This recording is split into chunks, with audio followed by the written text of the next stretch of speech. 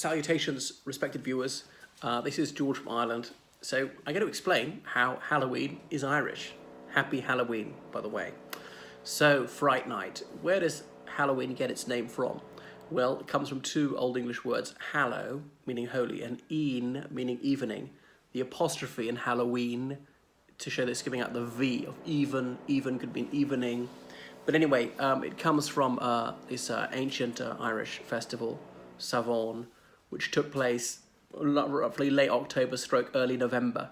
And that festival gives its name to the month of November in the Irish language. So it goes back to pre-Christian times. We were only Christian from the early 5th century AD. Well, of course, AD, being Christian. So we had our own pantheon of gods, goddesses, fairies, and all the rest of it. Anyway, in ancient Irish law, we believed that roughly this time of year, the gate, as it were, between the world of the living and the world of the dead opened for one night, and the dead could come back and dwell amongst the living for a night before returning to the world of the dead after 12 hours or so. And that's why ghosts were very active, witches were very active. It was also the time of the autumn slaughter.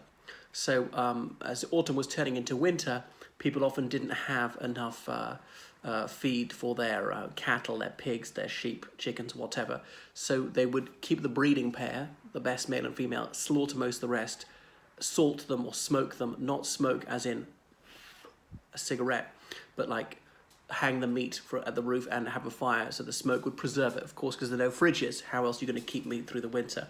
So as a time of death, there was a lot of bloodletting, and that was that. So that's why Halloween was there, like a celebration of death almost, but to make death less scary.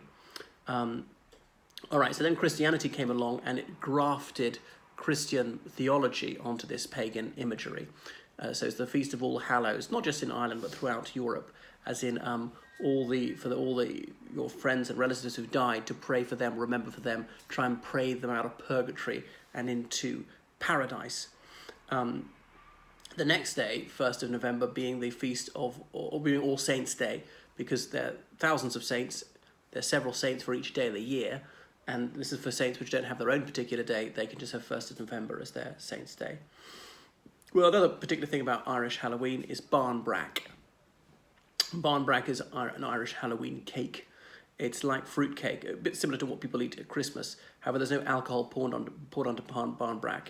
In barnbrack cake, you'd bake into it a ring, a twig, a rag, and a coin and a pea. A twig, in case you don't know, is a very, very small piece of wood, broken off the end of the smallest branch. So it's cut into 5 or more slices. People choose their slice, not knowing what's in what.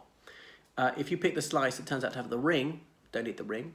That means you'll get married in the forthcoming year. What if you're already married? Well, this legend doesn't cover that eventuality. If you get the pea, that means you will not marry next year. If you get the coin, you will grow rich. If you get the rag, you will be impoverished. Whereas if you pick the twig, that means you'll be beaten.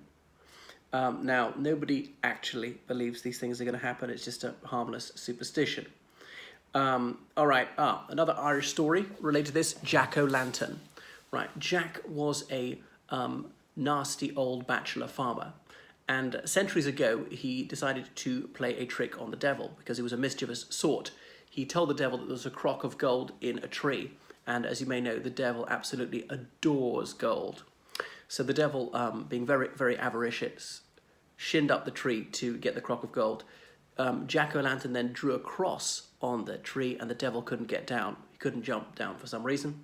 So the devil dare not approach the cross. So Jack-o'-lantern was cackling with laughter. He trapped the devil. What japes.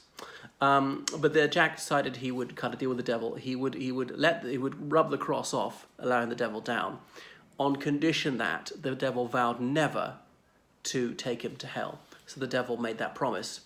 Now, the devil always keeps his promises, oddly. Anyway, Jack eventually died, but being such an iniquitous sort, he could not go to heaven. He was far too wicked for that. But he couldn't go to the infernal regions either, because Satan had promised not to take him thither. Therefore, Jack-o'-lantern had to wander the earth forever, and the devil cursed him.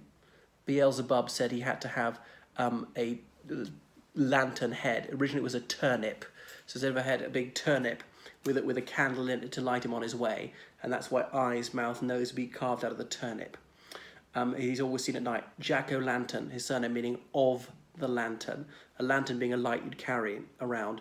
Because remember, until we got electricity, 100 or so years ago, electric torches, you'd have to carry a lantern around with a candle in it to light you on your way.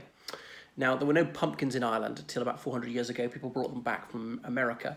But since we got pumpkins are much bigger. We use pumpkins instead of turnips. Turnips, those vegetables, the root vegetables that grow underground. People eat them a little bit mashed up. They've got that silvery purple skin on the outside. Peel it off. It's orange on the inside. So people leave the pumpkin head outside their house to signal trick-or-treaters are welcome here. Then in the United States, people began trick-or-treating. I'm not sure when it began. People started doing this, dressing up as scary things, as Frankenstein, Dracula, a devil, a ghost, a skeleton, a witch, a mummy, a dead body, an escaped mental patient, some of those things which are not particularly scary, like a naughty nurse. Children going from house to house trick-or-treating, saying that you must give us something tasty to eat or else we shall play a trick on you. They're almost never actually asked to play a trick. I don't know what mischief they would get up to.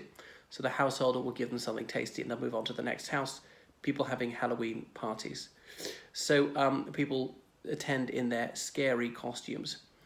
So the American notion of Halloween spread to Ireland and around the world in the 1980s. Well, there's bobbing for apples. We got apples floating in water, and without using your hands, you have to dip your head down and try and grab them just with your teeth, things like that. So baking scary cake or celebrating everything that's ghoulish and a little macabre means that death is no longer quite so frightening. So that is a little bit about Halloween, about how it's a bit of Irish culture which has been transmitted around the globe, and it's somehow had knobs put on in other cultures.